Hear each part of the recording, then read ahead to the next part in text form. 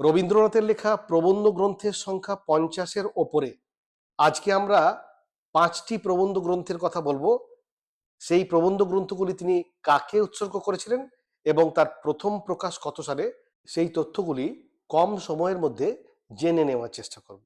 প্রথমেই বলবো আলোচনা নামক প্রবন্ধ গ্রন্থের কথা, যার প্রথম প্রকাশ 1885, উৎসর্গ করেছিলেন তিনি তার পিতাকে। তারপর বলবো 1888-তে প্রকাশিত সমালোচনা নামক প্রবন্ধ গ্রন্থ, যা তিনি উৎসর্গ করেছিলেন নিজের বৌদি জ্ঞানদানন্দিনী দেবীকে। এরপর 1897 সালে প্রকাশিত পঞ্চভূত নামক প্রবন্ধ গ্রন্থের কথা বলবো, যা তিনি উৎসর্গ করেছিলেন মহারাজ জগদীন্দ্রনাথ রায় বাহাদুরকে।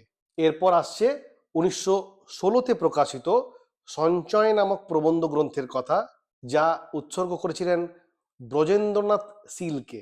এবং একেবারে শেষে বলবো 1906 সালে প্রকাশিত সাহিত্যের পথে নামক প্রবন্ধ গ্রন্থের কথা, যা তিনি উৎসর্গ করেছিলেন অমিয় চক্রবর্তীকে। এই ধরনের ছোট ছোট তথ্য যদি কাজের মনে হয় এবং কম সময়ে জেনে মনে হয় যে নতুন কিছু জানতে পারলাম, তাহলে অবশ্যই আমার চ্যানেলটি সাবস্ক্রাইব করুন, শেয়ার করুন এবং লাইক করুন।